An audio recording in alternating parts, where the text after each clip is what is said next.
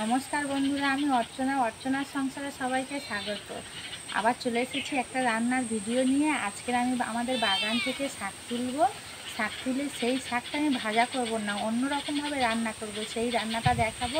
ভালো লাগলে একটা লাইক কমেন্ট শেয়ার করে আমার চ্যানেলটা সাবস্ক্রাইব করে আমার পাশে থেকো। আর যে সমস্ত বন্ধুরা আমার ফেসবুক পেজ থেকে দেখছো তারা ফলো করো। এখন বাগানে যাবো, শাক তুলবো বন্ধুরা। আজকের আমি বাগানে এসেছি শাক তুলতে। এই বাগান থেকে আমি আজকে নাটবিনের শাক তুলব। নাটবিনের শাক তুলে সেই শাকটা ভাজা করব না, একটু অন্যরকমভাবে রান্না করব।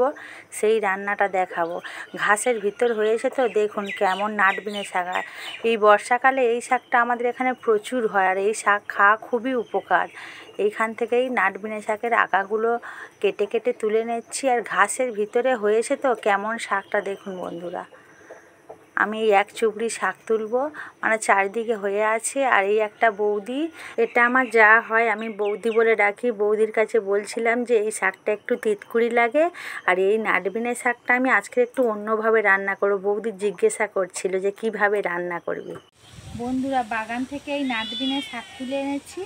এই নাটবিনের শাকটা আমি আজকে রান্না করব। কিভাবে রান্না করব সেটা দেখাবো। আর পুরো এক চুবড়ি নাটবিনের শাক তুলে এনেছি বাগান থেকে, সেই রান্নাটা দেখাবো। কিভাবে রান্না করব সেটা দেখতে থাকো বন্ধুরা। এই নাটবিনের শাকের পাতা, এই পাতার পিছনে একটা ডিম থাকে, ওই জন্য ভালো করে বেছে পরিষ্কার করে নেব। আর এই যে ফুলগুলো আছে ছোট, যখন ফুলগুলো বড় হয় তখন ফুলগুলো ফেলে দিতে হয়, কিন্তু এখন তো বর্ষা পড়েছে আর প্রচুর কচিয়েছে, ওই জন্য এগুলো ভালো করে পরিষ্কার করে আমি বেছে নেব। তারপরে আমি পুকুর থেকে এটাকে আমি ধুয়ে আনবো। প্রত্যেকটা পাতা এইভাবে ভালো করে বেছে নিতে হবে। এপারে জালি জালি আর বুটি বুটি অংশ থাকে। আমরা গ্রামে এই শাকটাকে আমরা নাটবিনের শাক বলে ডাকি, আর আমার শাশুড়িরা বলতো এটা নাটবিনের শাক। এই শাকটাকে ধুয়ে এনেছি, ধুয়ে পরিষ্কার করে নিয়েছি। দেখুন বন্ধু, ফুলগুলো ফেলে দিয়েছি আর একদম ভালো করে কচলে ধুয়ে এনেছি। এর মধ্যে একটু আমি লবণ মাখিয়ে রেখে দেবো, কেননা লবণ মাখিয়ে রেখে দিলে এই শাকটা তিতকুড়ি তো, তাই তিতোটা কিছুটা পরিমাণে কমে যাবে।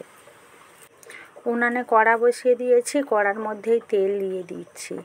তেলটা গরম হয়ে গেছে, এর মধ্যে এবার আমি পেঁয়াজ কুচি দিয়ে দেব।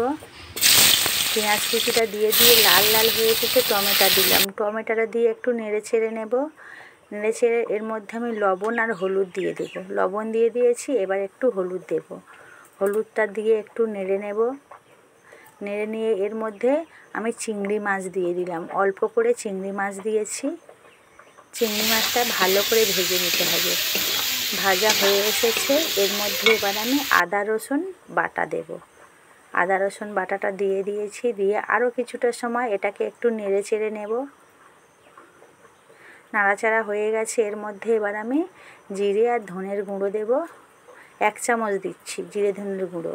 তোমরা চাইলে বন্ধুরা একটু বেশি পরিমাণে দিতে পারো, খুব সুন্দর খেতে লাগবে। এবারে লঙ্কার গুঁড়ো দিলাম।